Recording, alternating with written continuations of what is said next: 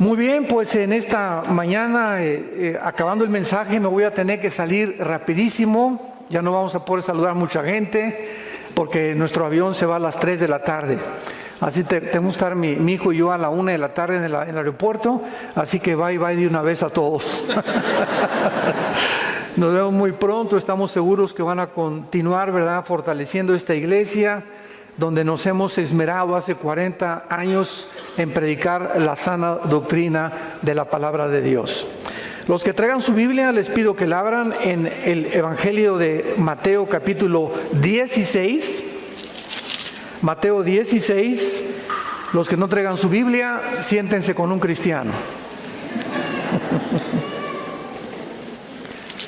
Mateo 16, versículos 13 al 17.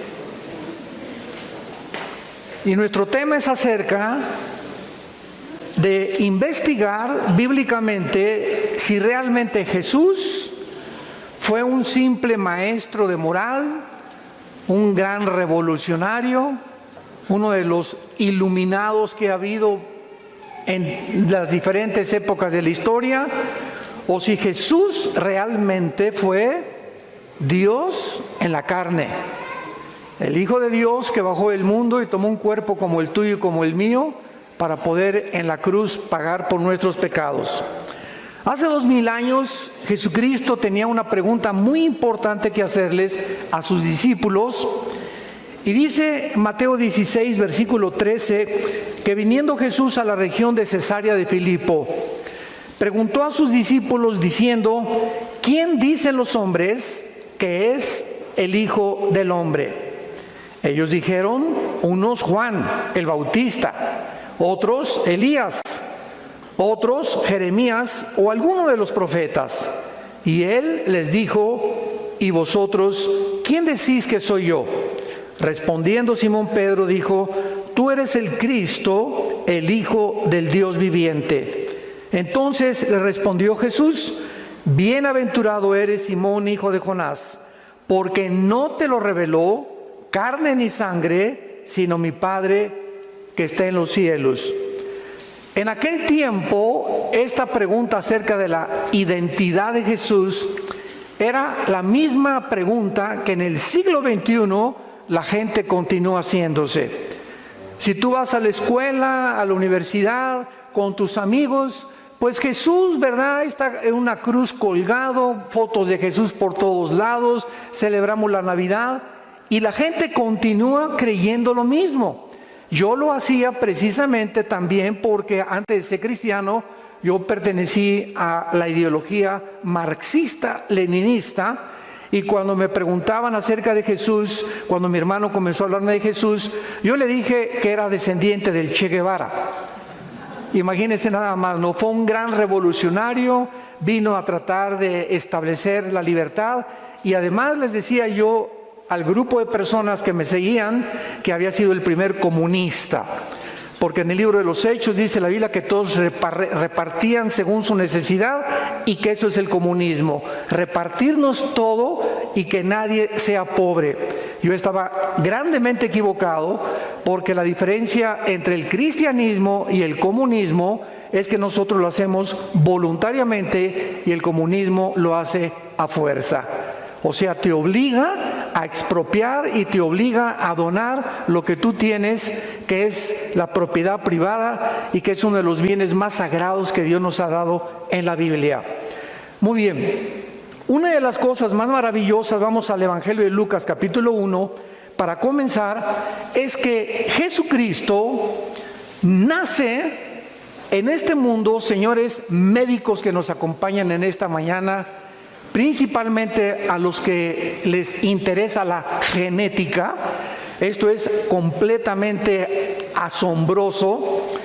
Nunca me canso de tener conferencias con médicos, psiquiatras, psicólogos para mostrarles las impresionantes evidencias médicas, científicas, genéticas, biológicas, antropológicas y de cualquier disciplina mental que tú me quieras decir o académica de la Biblia. En 1860, Gregorio Mendel descubre las leyes de la herencia. 1860. Cuando comienza la ciencia a penetrar en el mundo de la genética y a descubrir que hay algo que se transmite de una generación a otra generación. Los tigres transmiten a todos sus tigritos rayitas, los changos son changos, las palomas son palomas, los hipopótamos son hipopótamos. Si siembras una semilla de uva, no crece naranja ni crece chabacano, crece uva, porque todas las semillas y todo lo que existe tiene lo que se descubrió un siglo después de Gregorio Mendel, hasta 1954.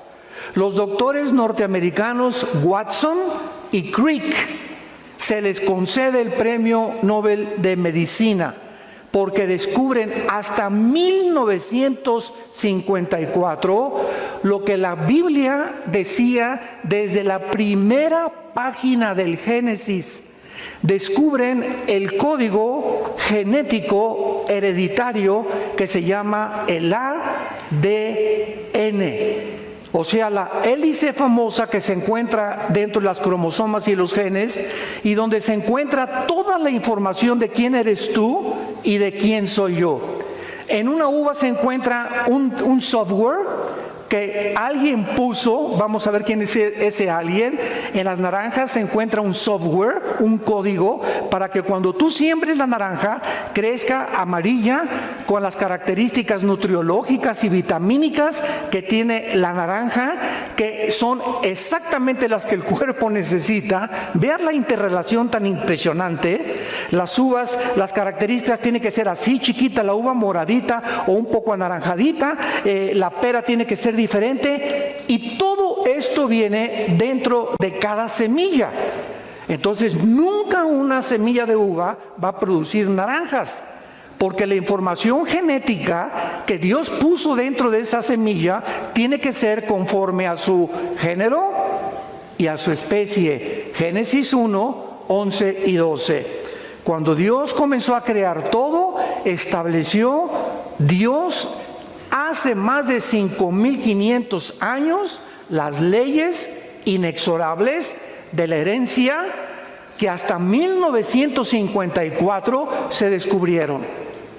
Ahora, lo más importante de todo esto es que antes de 1954, mucha gente se preguntaba por qué José no tuvo relaciones con la Virgen María. ¿Por qué Cristo no podía nacer como tú y como yo nacemos? Esto es increíble, porque vemos aquí en el Evangelio de Lucas, el que vamos a continuación a leer, la forma como Cristo es introducido al mundo diferente a como tú y yo nacimos. Es el único personaje y la única criatura en toda la historia humana que entró al mundo diferente como tú y como yo. Y la única explicación la tiene la genética, que hasta 1954 se descubre.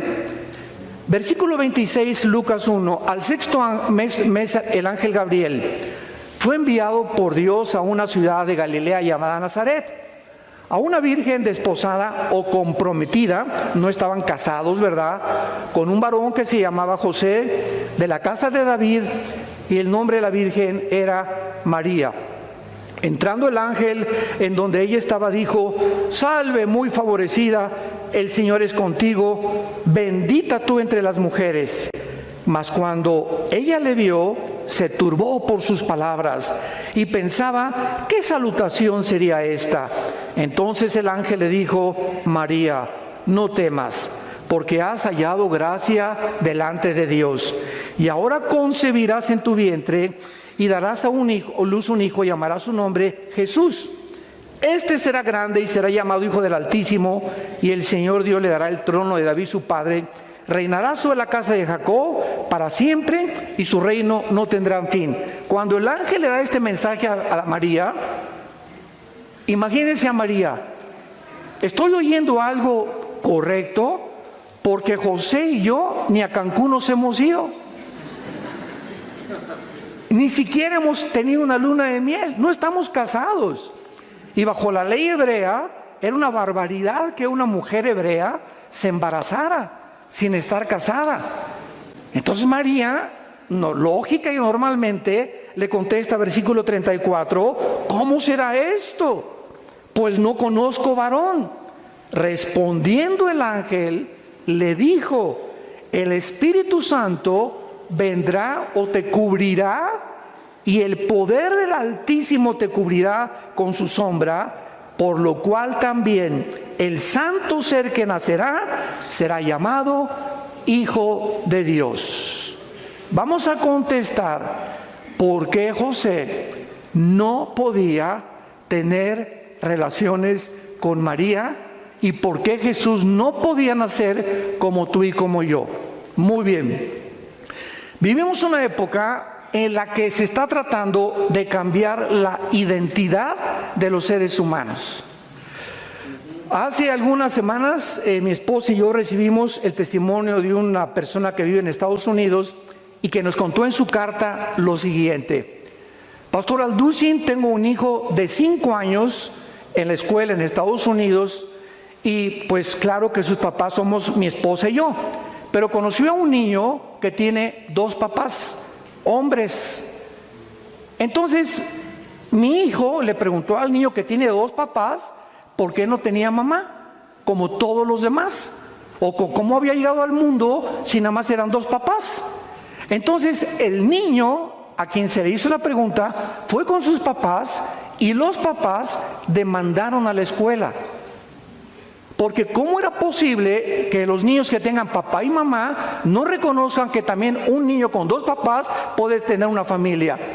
Demandaron a la escuela y querían que sacaran al niño de la escuela, al que tenía papá y mamá. Vemos nosotros que ese es el mundo que estamos viviendo. Mi esposa y yo nos quedamos absortos. Dijimos, esto está sucediendo en el siglo XXI. Ahora, cuando la sociedad o los gobiernos tratan de intervenir en decirle a un niño, no eres niño, y a una niña, no eres niña, y si te sientes niño, vístete como niña, y si te sientes niña, vístete como niño, están violando las leyes de la biología. Ya dejemos la Biblia a un lado, y se los voy a explicar por qué Cristo nació en la forma que nació. La composición cromosómica de la mujer y del hombre son completamente diferentes. La mujer tiene 2 cromosomas X, apúntalo. El hombre, el macho camacho, XY. La mujer no tiene el cromosoma Y. Entonces, cuando tú y yo, que somos varones, nacimos, es porque mi papá, cuando tuvo relaciones con mi mamá, el cromosoma Y fertilizó el óvulo de mi mamá, y el cromosoma Y es el que determina el género. No los psiquiatras, no los psicólogos, no los perversos que existen en todos los gobiernos. Biológicamente tú eres macho camacho porque tienes el cromosoma Y.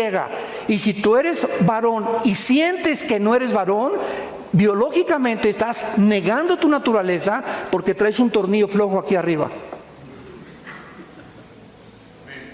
Hay algo en tu mente que se llama el robo de nuestra identidad que Dios nos dio. ¿Y sabes de dónde viene? De Lucifer, de los demonios, del mundo espiritual que está tratando de robarnos la imagen y semejanza a la cual fuimos formados por el Dios Todopoderoso. Y cuando Satanás comienza a robar la identidad de los seres humanos, miren ustedes esto, el 65% de las personas que han aceptado el transgénero se han suicidado. El 65% de las personas que han tratado de cambiarse el sexo o negar su identidad biológica acaban suicidándose. ¿Por qué? Porque pasa un fenómeno impresionante en su naturaleza en el que tienen que luchar durante toda su vida en aceptar algo que no lo son. Y si tú tienes el cromosoma Y, eres macho, camacho. Y negar tu nacimiento biológico es decirle a Dios, ¿por qué me hiciste así? Me hubieras hecho mejor mujer. Muy bien, cuando nosotros venimos a la Biblia Dios creó a Adán y Eva con espíritu, alma y cuerpo. En otras palabras, somos espíritu, tenemos un alma y vivimos dentro de un cuerpo. El espíritu es la parte a través de la cual nosotros conocemos a Dios, porque Dios es espíritu. Entonces, a través del espíritu lo conocemos, lo adoramos y lo servimos. El alma es el centro de los sentimientos, la voluntad, el intelecto y las emociones. Es la mente. El cuerpo simplemente es el envase donde el alma y el espíritu viven dentro. Por eso el cuerpo, ¿verdad? Vamos a morir, te creman o te cabes en la panza un tiburón. A los primeros cristianos los quemaron vivos en las antorchas. No importa, dijo Cristo en Mateo 10, lo que a tu cuerpo le hagan. Preocúpate mientras estás vivo el destino de tu alma.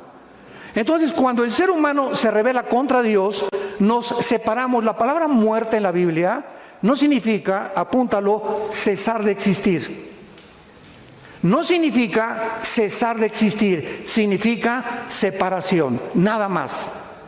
Entonces el ser humano se separa de Dios espiritualmente cuando le dice a Dios: no quiero tus reglas, no quiero tus mandamientos, déjame independizarme, yo quiero ser autónomo, yo quiero definir mi vida, yo tengo la suficiente capacidad para determinar qué voy a hacer en la vida. Esto es lo que se llama la raza humana caída. Entonces, desde Adán hasta nuestros días, todos los varones hemos nacido con el cromosoma Y infectado por el pecado. Todos los varones traemos el cromosoma infectado por el pecado. Y si José hubiera tenido relaciones con María, entonces José tenía también la infección, porque el pecado, todos hemos pecado y hechos lejos de la gloria de Dios. Cristo hubiera nacido en pecado, porque es el cromosoma Y donde viene el pecado y la transmisión genética para que nosotros heredemos algo. Y así como tú puedes heredar físicamente, mira, tienes el celular de tu mamá y tienes los ojos de tu tía y las orejas de papalote de tu abuelo. Así como heredamos características físicas, la altura, el color de piel, etcétera, etcétera, heredamos también características mentales. Esto es increíble, porque somos almáticos también. Entonces es igual de berrinchuda que su mamá, tiene el liderazgo de su papá. Son características que pertenecen en el alma. Y también hay herencia espiritual, porque si somos espíritu, tuvimos que haber heredado algo espiritualmente. Y la Biblia es el único libro que nos dice cuál fue la herencia espiritual. La Biblia, Sigmund Freud le llamaba la sexualidad infantil, Carlos Marx le llamó la lucha de clases, William Shakespeare le llamó el defecto tráfico, los psicólogos el medio ambiente, la Biblia le llama pecado. El pecado, que significa habernos desviado de la voluntad de Dios. Nacemos con la tendencia chuecos. Este es el diagnóstico que Dios nos hace de nosotros mismos. Hemos nacido chuecos desde chiquitos. Y veo un niño de 2 años, es el dictador más grande de su casa. Ya ves a los niños chiquitos, y no quiero mi juguete, y quiero el otro. ¿Quién les enseñó a hacer así? ¿El gato o Fido el perro? No, nacemos con la maldad, nacemos con el mal. Nunca le enseñamos a un niño a portarse mal, les enseñamos a portarse bien, porque nacemos con el mal. Entonces la misma experiencia humana nos muestra que el diagnóstico de Dios es correcto. Entonces el nacimiento de Jesús no podía ser como tú y como yo. ¿Por qué? Por la herencia de pecado en la cual nosotros hemos nacido delante de Dios. Él tenía que nacer de una forma diferente.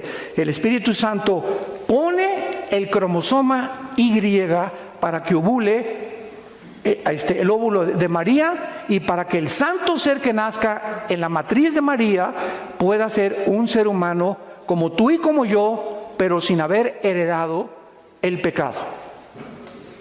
Y la persona que moría en la cruz del Calvario no podía ser un ángel.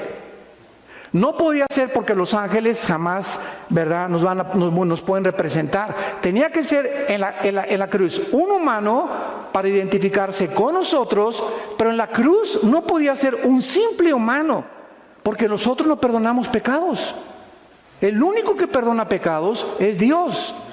Entonces, en la cruz tenía que ser Dios también para perdonarnos. Y ahí estaba la naturaleza dual de Jesús. Era 100% humano y era 100% Dios. Él lloró, caminó, comió, sufrió tentaciones igual que nosotros, pero al mismo tiempo Él era Dios. Y los atributos divinos de Jesús no los ejerció conforme a su voluntad. Dice en Filipenses que no estimó el ser igual que su Padre. Antes de venir al mundo, Jesús, el Padre, el Hijo y el Espíritu Santo estaban en el mismo nivel. El Hijo baja al mundo y el Padre queda arriba del Hijo. El Hijo voluntariamente se somete a quedar debajo del Padre. No estimó el ser igual a Dios como cosa que aferrarse, sino que se humilló y se puso debajo del Padre temporalmente. Como una vez un testigo de Jehová me dijo, es que Jesús dijo, mi Padre es mayor que yo. Pues sí, porque entiende Filipenses capítulo 2, cabeza de aguacate. Él tuvo que ponerse debajo del Padre para demostrarnos a nosotros la sumisión. Que tenemos que estar sumisos, no somos dioses. Él siendo Dios no estima el ser como su Padre. Y comienza Jesús a decirnos, yo no hago nada, no hablo nada, no veo nada más que lo que veo hacia el Padre. Había 10 personas enfermas y Jesús, imagínense, a los 21 años. Papá, mira cuántos enfermos, mira cuántos están sin el Evangelio. Y el Padre, no vas a curar a nadie, no vas a predicar a nadie, pero papá, hasta que cumplas 30 años. Y este es el periodo que se conoce como el periodo del silencio. Ay, Señor, ya quiero ser misionero, ya quiero ser pastor. Te dice Dios, ya me quiero casar, cállese. Porque somos impacientes por naturaleza. Y cuando comenzamos a caminar con Dios, comenzamos a aprender a someternos a su voluntad. Y Dios le da lo mejor a los que le dejan escoger a Él. Era hasta que cumpliera 30 años después del bautizo por Juan el Bautista en el río Jordán, que ahí Jesús comenzaría su ministerio.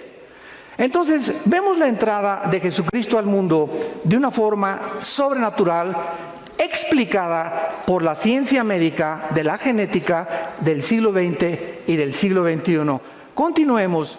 Veamos nosotros ahora su deidad probada. En Génesis 1:1 dice la Biblia, Bereshit Elohim ha-samayin ha-eretz, en el hebreo. En el principio Dios hizo los cielos y la tierra. Cuando nosotros vemos esta frase, en el principio Dios hizo los cielos y la tierra, encontramos lo que se descubre hasta el siglo XX, que el universo no es eterno, que el universo tuvo un principio. La Biblia ya lo decía desde el principio. ¿Por qué? Porque cuando Dios dice, en el principio Dios creó los cielos y la tierra, están involucrados, señores físicos que nos acompañan, los 3 elementos que forman el universo: la materia, el tiempo y el espacio. En ese momento, cuando Dios dice, en el principio Dios creó los cielos y la tierra, fue el principio del tiempo. Antes el tiempo no existía. En la eternidad no hay tiempo. Dios no es el Dios del pasado ni el futuro. Dios es el Dios del presente. Yo soy el que soy. Él no es del pasado ni del futuro. Y esto nos funde los cables dentro de nuestro cerebro. Porque cuando nosotros sabemos que en la eternidad no hay tiempo, en la eternidad Dios escogió que hubiera un principio y va a tener un fin el tiempo. Y después de Génesis 22 vamos a pasar a la eternidad, donde ya el tiempo no va a ser igual que como lo tenemos nosotros. Y el espacio, ¿verdad? Pues es todo lo que nos rodea, y nos damos cuenta que vivimos en un universo de 4 dimensiones: alto, bajo, ancho. Y Alberto Einstein en 1943 descubre la 4ª dimensión, el tiempo, con su fórmula E igual a mc al cuadrado. La energía es igual a la masa por la velocidad de la luz al cuadrado. Y Einstein descubre lo que la Biblia decía con siglos de anticipación, que el tiempo no puede ser igual porque el tiempo no existe. ¿Cómo que el tiempo no existe? Entonces, ¿dónde estamos ahorita nosotros, verdad? Ok, agarra un cohete y salte de la atmósfera y vete a Marte. Y cuando te vayas a Marte y tú tienes 40 años de edad y tu esposa tiene 40 años de edad, cuando regreses de Marte tu esposa va a tener 60 y tú vas a tener 45. Ya se quieren ir a Marte todos, ¿verdad? Ya lo estoy viendo. Nada más digo puros amenes de los varones, ¿verdad? ¿Por qué? Porque el tiempo no existe en el espacio como sucede aquí. Si te vas a Júpiter, mientras más lejos del Sol, con menos velocidad transcurre el tiempo. Aquí transcurre porque el planeta va a una velocidad sobre su eje de 24 horas y alrededor del Sol en 365 días. Júpiter lo hace más despacio, Marte así. Mientras más lejos del Sol, el tiempo cambia completamente, por lo cual es relativo. El tiempo es relativo. Todo lo que la Biblia enseñaba desde hace muchos siglos. Muy bien, vamos a Juan capítulo 1 y vemos nosotros que la Biblia enseña que el creador del universo fue el Hijo de Dios, Jesús, un hombre, un revolucionario, un maestro de moral como Mahatma Gandhi, Confucio, el Che Guevara, etcétera, etcétera, o el líder que tú me quieras mencionar. Jamás se podrá atribuir el decir que Él creó el universo. En el principio era el verbo. ¿En el principio de qué? De Génesis 1:1. O sea, Jesús ya existía en el principio. ¿Por qué se le llama el verbo a Jesús aquí? ¿Y cómo sabemos que es Jesús? Ahorita lo vamos a ver, que Él es el verbo. Muy fácil. Dios sabía que con el tiempo iba a haber leyes en la gramática. Y yo me acuerdo, desde primaria me enseñaron que una oración tiene sujeto, verbo y predicado. El sujeto es el principal de la oración, el verbo indica la acción y el predicado es el resto de la oración. En el principio Jesús fue el que puso, Él era el verbo, el que puso la acción de Dios. ¿Me va siguiendo? Más te vale. Y el verbo y Jesús era con Dios y el verbo era Dios. Todas las cosas por Jesús, por Él fueron hechas, y sin Él nada de lo que ha sido hecho fue hecho. Versículo 9, aquella luz verdadera que alumbra a todo hombre, venía a este mundo. En el mundo estaba y el mundo por Él fue hecho. La Biblia dice en los evangelios que Jesús fue el que hizo el universo. Un momentito, pero ¿qué diferencia hay entre el Padre y el Hijo y el Espíritu Santo? ¿Cómo está eso de la Trinidad y que el Hijo es el Padre, etcétera, etcétera? Lo que sabemos, dice en 1 Corintios 8, no lo sabemos como lo deberíamos de saber. Y se los voy a mostrar físicamente también, con las leyes de la física.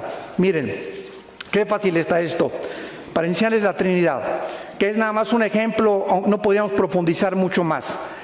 Yo voy a poner aquí una barrera que divida este salón y voy a lanzar un rayo de luz, y este va a ser un prisma, que atraviese el prisma y todos ustedes van a ver, ¿qué cosa? Un rayo de luz blanca, ¿correcto? Pero ese rayo de luz, al entrar el prisma, se descompone en 7 colores. Y si yo les digo a ustedes, ¿qué vieron? Un rayo de luz blanca. Y ustedes, 7 colores. ¿No hay una contradicción aparente? Porque aparentemente es una contradicción, pero es el mismo rayo de luz descompuesto en 7 colores. Entonces, no es que hay una contradicción, es que nos falta captar la realidad del mundo físico. Vamos a tener otro ejemplo. Tomamos el agua. ¿Cuál es la composición de los elementos químicos del agua? H2O. 2 átomos de hidrógeno por 1 de oxígeno. Muy bien, el agua, esa es su fórmula química. Cuando es agua líquida, ¿es H2? Cuando es hielo y cuando es vapor. O sea, el H2O puede tener 3 formas, pero la esencia es la misma.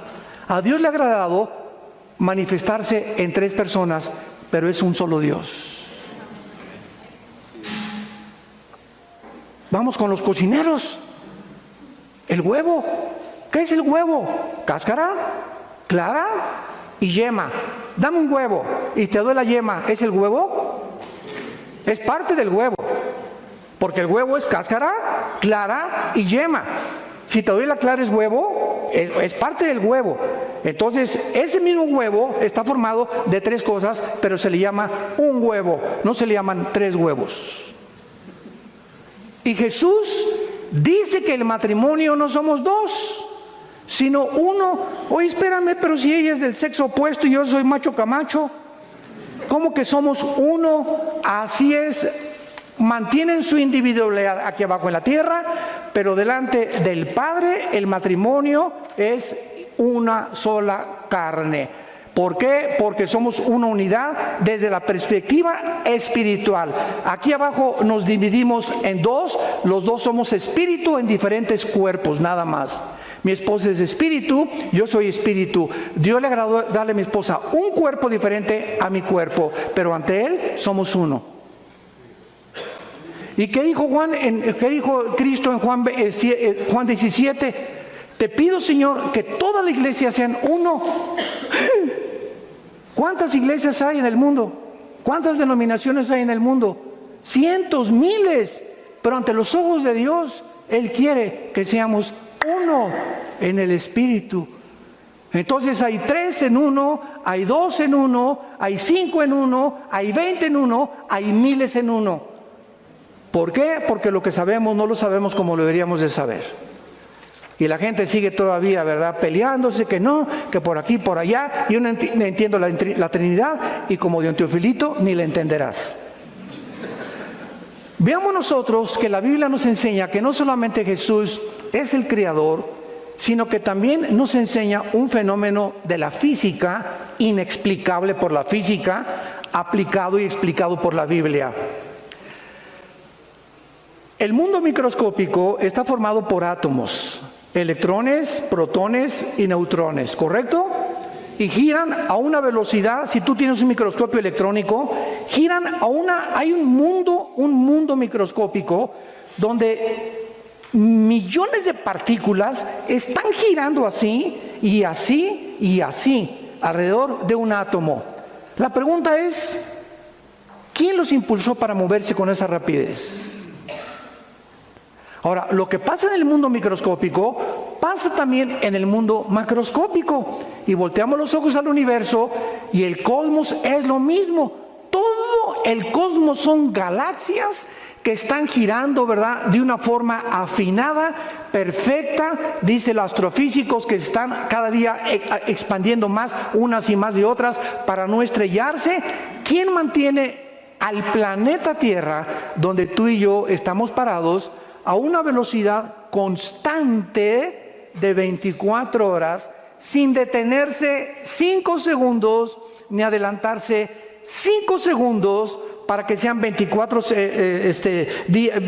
horas con segundos y minutos, y una velocidad constante alrededor del Sol en 365 días?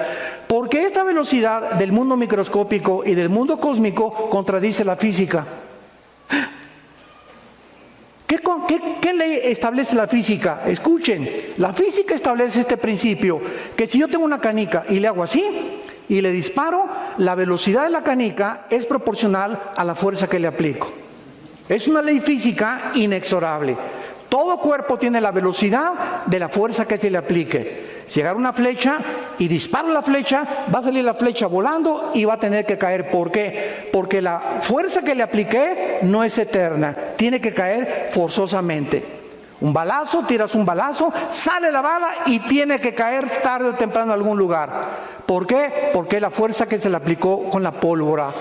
¿Quién le aplicó la fuerza? Al planeta Tierra, al mundo microscópico, para que exista la cohesión física que mantiene y hace posible la materia. Hebreos capítulo 1, versículo del 1 al 3. Veamos qué dice la Biblia. Esto es asombroso. Dios, habiendo hablado muchas veces y de muchas maneras en otro tiempo por los profetas, en estos postreros días nos ha hablado por el Hijo, a quien constituyó heredero de todo y por quien asimismo hizo el universo, el cual, hablando de Jesús, siendo el resplandor de su gloria y la imagen misma de su sustancia, y subraya lo que sigue, y quien sostiene, se tradujo en muchas Biblias, sustenta todas las cosas. ¿Con qué? Con la Biblia. Con la palabra de Dios, Jesús mantiene la materia, la cohesión del mundo microscópico, la cohesión del mundo macroscópico. Es el poder de Jesús, ese hombre que se hincó a lavarnos los pies, que abrió sus manos y no se defendió y como una oveja fue entregado en medio de estos trasquiladores. Él. Ahora voy a retroceder un poco más. Esto les va a volar completamente todos los fusibles. Dios comenzó en esta tierra en un esperma. Dios se metió a un esperma porque así fue como nació en el vientre de María. Dios entró a un esperma cuando el cromosoma Y ovula el óvulo de María, se forma un cigote de 46 cromosomas. 23 cromosomas heredé de mi papá, 23 cromosomas heredamos de nuestra mamá. Cuando se juntan, somos un cigote de 46 cromosomas, y ahí, dice el Salmo 139, en el estado embrionario es cuando comienza la vida. Ningún médico te puede decir cuándo comienza la vida, porque ningún médico, por más laureado y los doctorados que tenga en medicina, se puede atrever a decir, porque solo Dios sabe cuándo comienza la vida. Y de acuerdo a la Biblia, comienza en el estado embrionario. Ahí ya somos seres humanos. Ahí estaba Jesús en estado embrionario. Así vino al mundo de la forma microscópica. El creador del universo se reduce a casi la nada y comienza del esperma a ser un cigote, un feto, nace un niño, crece y muere por nosotros. A los 3 días vence toda la muerte para demostrarnos quién es Dios, porque nos ama, porque dio su vida y para que sigamos sus pisadas. La grandeza está en servir, en vivir para los demás y en humillarnos delante de Dios. Ahí está el secreto de la felicidad. Él es Jesús el que sustenta todas las cosas. El Che Guevara no sostenía ni la canasta de huevos de su mamá. En tercer lugar, Jesús dijo que el que le conozca a Él, le conoce a Dios. ¿Quién ha dicho eso en la historia? Vayamos a Juan capítulo 14. Me acuerdo que en 1993, tu padrino, el Dalai Lama,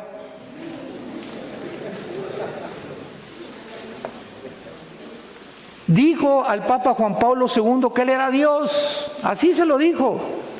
Y me acuerdo que yo, ni tarde ni perezoso, le mandé un correo a la embajada china para decirle: por favor, ¿nos puede decir cuándo va usted a resucitar? Cuando yo vine a la Biblia y mi hermano Alejandro me guió a Cristo, Les vuelvo a repetir, yo soy un adicto a la lectura desde los 12 años. Siempre me ha gustado, me encanta. Yo no puedo estar sin leer. Por lo menos 2, 3 libros al mes leo, mínimo. Soy un adicto a la lectura. Y cuando yo leí la vida de la Mahatma Gandhi, la vida de Mahoma, la vida de Confucio, la vida de todos los líderes de Che Guevara, la dialéctica materialista, la ideología, el socialismo, las ideologías, las filosofías, yo a los 22, 23 años de edad estaba lleno así de conocimientos de por aquí, por allá, y al mismo tiempo intenté 3 veces quitarme la vida. Me sentía con un vacío impresionante, ya no sabía qué cosa.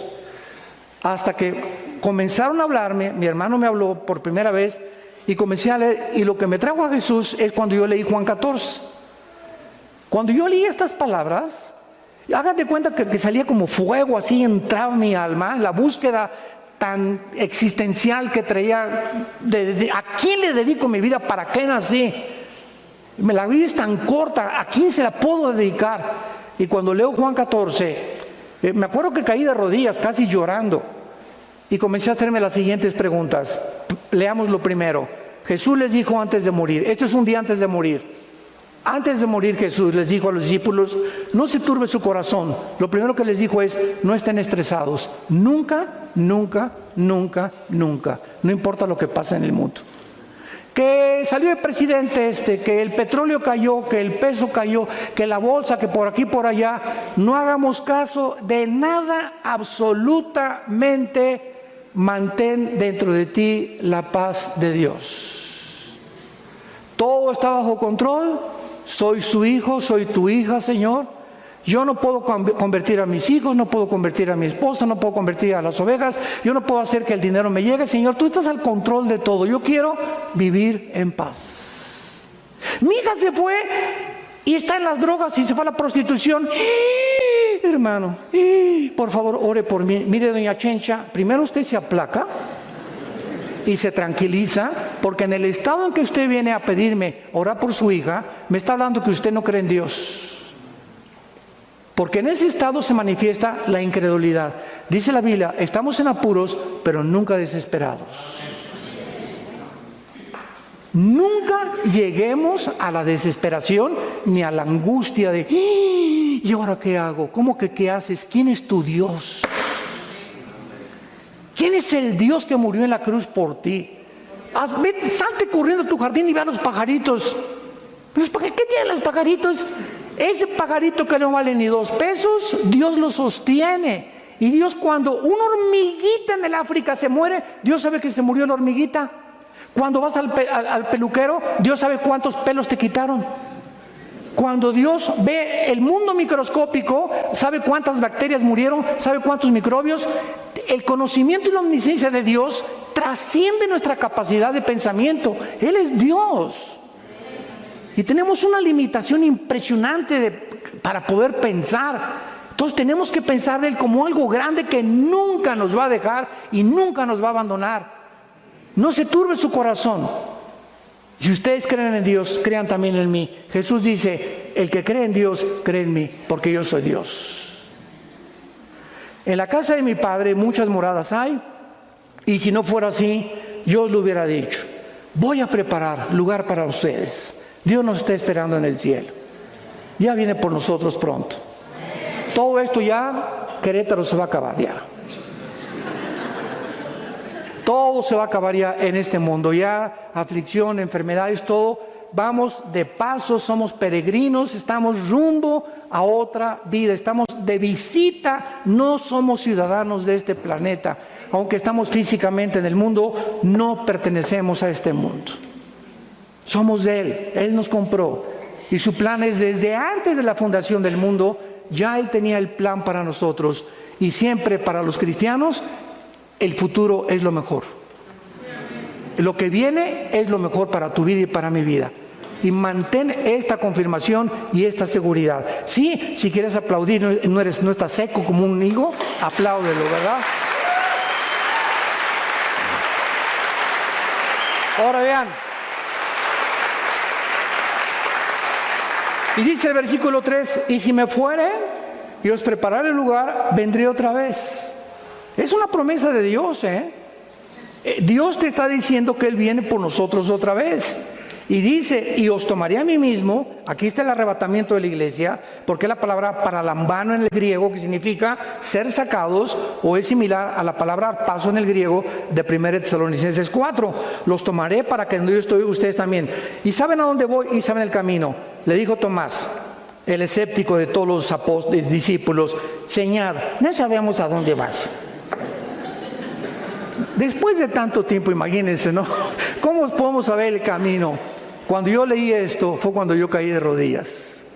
Y Jesús dijo, yo soy el camino. No dijo, yo soy un camino de muchos que hay. Yo soy el camino. En otras palabras, si el camino que tú tienes en tu vida no es Jesús, estás en un camino que conduce a la muerte. Porque hay caminos que parecen derechos y tú parece que estás bien, pero si no es Jesús el que va delante de ti, vas en un camino equivocado. Y escúchame, tarde o temprano te vas a arrepentir. Porque Él es el camino. Y no hay más que dos caminos, más que uno. No hay dos ni tres. Él es radical como Él lo está diciendo.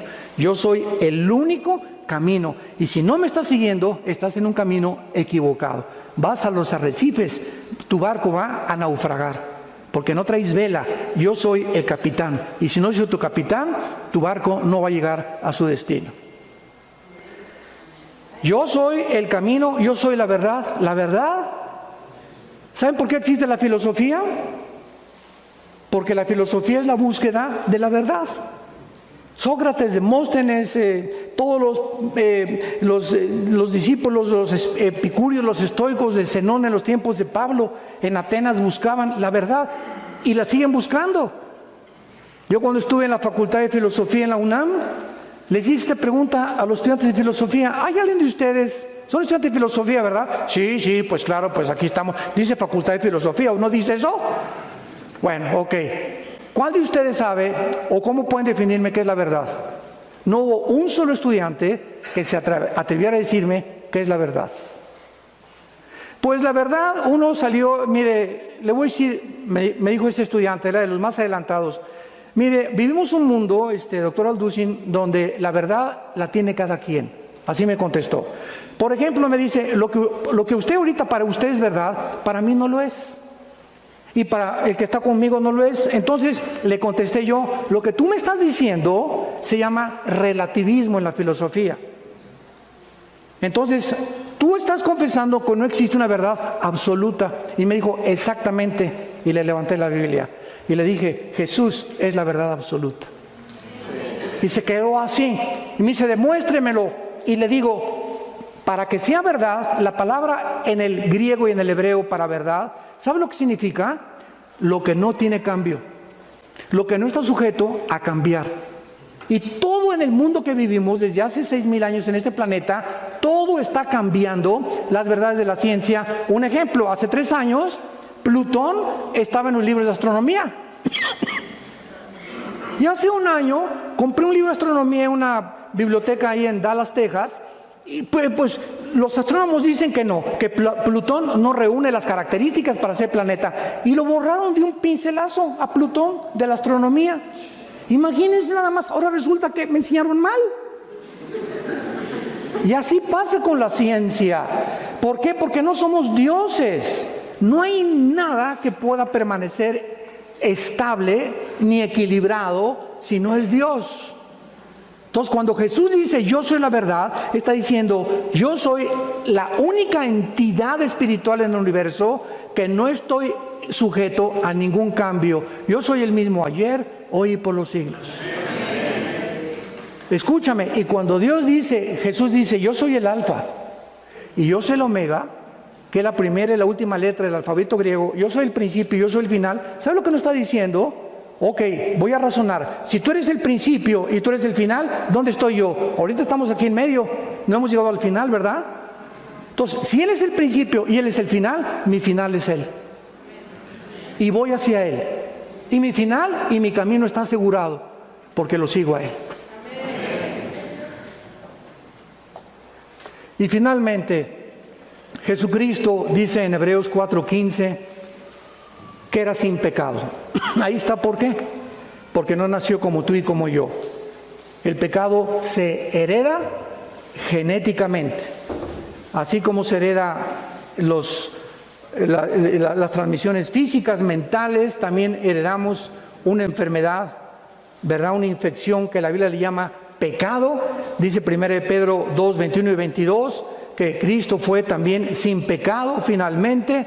Y los títulos que el Antiguo Testamento le da a Jesús, Isaías 9, versículo 6, fue el tema de nuestro desayuno ayer. Levante la mano, ¿quién fue al desayuno ayer? ¿Y los demás dónde estaban? Bueno, ayer hablamos de esto, ¿verdad? Un hijo nos es dado, un niño nos es nacido, y llamará su nombre Consejero admirable, Príncipe de paz, Dios fuerte. Se le da a Jesús, al niño que iba a nacer, el título de Dios. A nadie jamás se le ha permitido tener el título de Dios más que a Jesús. Y esta es la razón por la cual nuestra vida está segura en sus manos. Porque si tú tienes a Jesús en esta mañana, lo tienes para toda la eternidad. Estamos sellados con el Espíritu Santo. La salvación no se puede perder. Cuando recibimos a Cristo, nacemos de nuevo. Somos bautizados con el Espíritu Santo en el cuerpo de Cristo en el momento del nacimiento. Somos sellados por el Espíritu Santo, Efesios 1, 13 y 14, y somos la morada del Espíritu Santo hasta el día de la resurrección. Nada ni nadie nos podrá separar nunca de su amor. ¿No quisieras tú en esta mañana venir a la cruz e hincarte en tu corazón y decirle a este hombre, el creador y el sustentador del universo, que sí es hombre como tú y como yo, para que podamos entender en dónde se encuentra el secreto de la felicidad, la vida eterna y lo que Él nos vino a ofrecer? Si tú en esta mañana, en la humildad de tu corazón, le pides que entre a tu vida, si tú se lo pides, Jesús dice, el que viene a mí, yo no le echo fuera. He aquí estoy a la puerta. Ahorita estás oyendo esto, alguien te está tocando a la puerta de tu corazón. Él no va a entrar, Él es un caballero, tú tienes que abrirle tu corazón.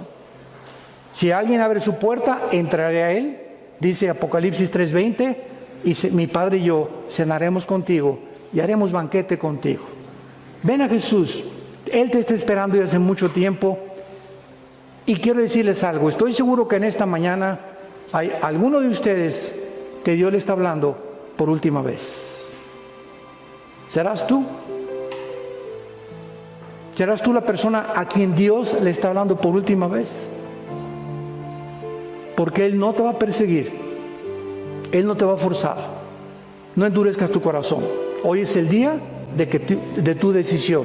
Hoy tienes que determinar ya en tu vida a quién quieres seguir. ¿Quién es tu amo? ¿En qué camino te encuentras? Oremos. Padre, te damos gracias por tu palabra.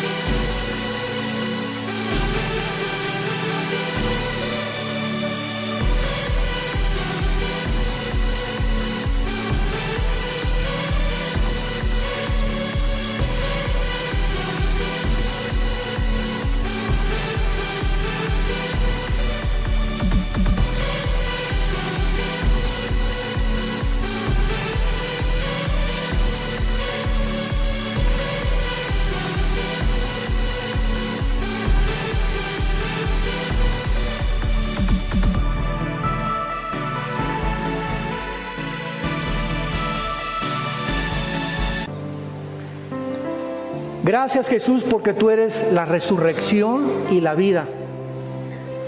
Y fue tu resurrección de entre los muertos lo que ha hecho la base del cristianismo. El cristianismo no está fundado en dogmas, liturgias, ceremonias, sacrificios. El cristianismo tiene una sola base, que Jesús, su fundador, volvió a vivir. Nadie en la historia ha resucitado y nos ha dicho con pruebas documentadas históricamente que Él es la vida eterna, que Él es el Hijo de Dios que nos vino a dar vida, no bajó del cielo a traernos otra más de las miles de religiones que existen. El cristianismo no es una religión, es una relación personal, viva, dinámica, orgánica, con alguien que vive, se llama Jesús. El quien está en esta mañana tocando a tu corazón. ¿Le quisieras abrir? Si le quieres abrir tu corazón, dile con todas tus fuerzas estas palabras. Señor Jesús, te pido que me perdones mis pecados. Me arrepiento con todo mi corazón de mi vida pasada. Creo que en esa cruz con tu sangre pagaste por ellos. Y como creo que a los 3 días volviste a vivir, te pido en este instante que entres a mi corazón como mi Señor y mi Salvador. Gracias porque la corta vida que me has dado ahora tendrá un sentido y propósito para vivirla. Vivirla para ti, Jesús, para conocerte. Porque esta es la vida eterna, que te conozcamos a ti y a tu Padre que te envió en esta misión donde tú sacrificaste tu vida en mi lugar. Gracias por el Espíritu Santo que en este instante me está sellando, me está colocando, identificándome contigo en tu muerte y resurrección, y me está convirtiendo en una nueva criatura. Ahora soy tu hijo, ahora puedo llamarme tu hija, y nunca me dejarás y nunca me abandonarás. Te bendigo por tan grande salvación, en el nombre de Jesús. Amén.